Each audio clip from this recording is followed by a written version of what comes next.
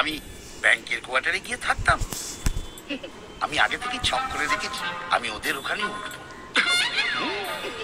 আরে এতদিন আমার খুশিয়েছে, এবার আমি একটু আসাই। মাকে জানিয়ে দিয়েছি। জানিয়ে ফেলেছ? হ্যাঁ। তাহলে আর কি, যেতে হবে।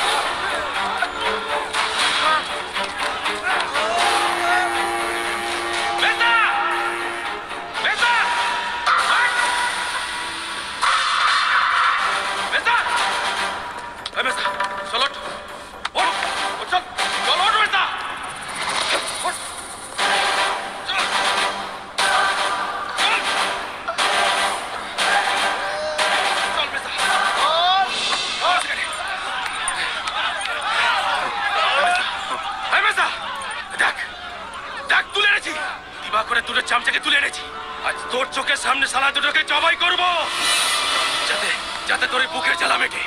টাকা টাকা দেখ।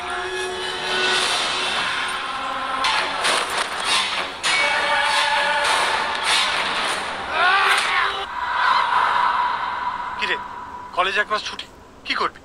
ইটালি ফিরে যাবি? ইডলি কি আর মেদিনীপুর নাকি যে ট্রেন ধরলাম আর চলে গেলাম? আবার 1 মাসের জন্য গেলে পড়তেও আসবে না। তাহলে কি করবি? দেখি কোনো খিদিরপুর, কেশপুর, মালপুর কোন একটা পুরে গিয়ে ঘুরে আসবো। কোথাও যেতে হবে না, তুই আমার সাথে যাবি।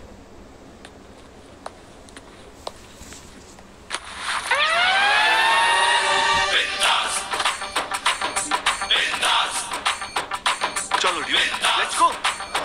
সালা হাওয়া ভাবির কোনো সিন নাই, তুললো ঝোলা চললো ভোলা।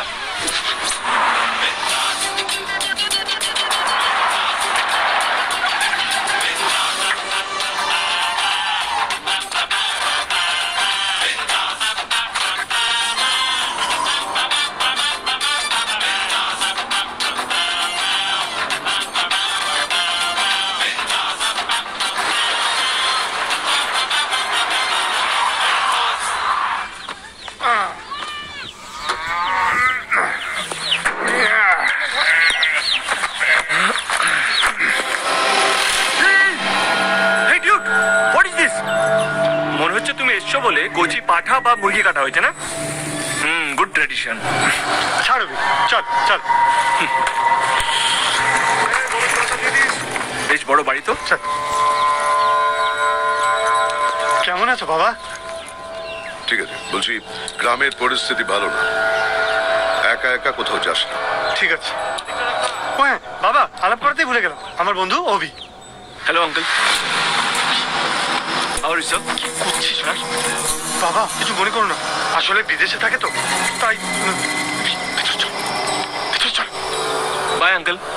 চল ভিতরে। তোকে বুদ্ধি সত্যি বলে কিছু নেই। কাকিমা কেমন আছো?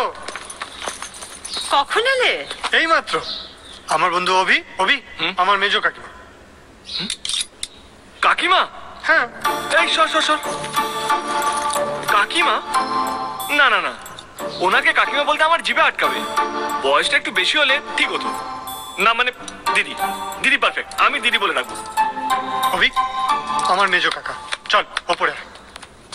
কি কাকু, বেশ আরামই তো আছেন দেখছি।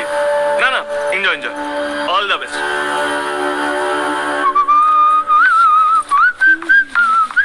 আরে দাদা, তুই তুই কবে এলি? আমি তো এসেছি সপ্তাহখানেক আগে। বাবা, তোর ব্যাপারটা কি বলতো? তোর লুক তো দেখছি একদম চেঞ্জ হয়ে গেছে। হ্যাঁ, তা এরকম বন মানুষ থেকে মানুষটা করলো কে? আমার বন্ধু অভি।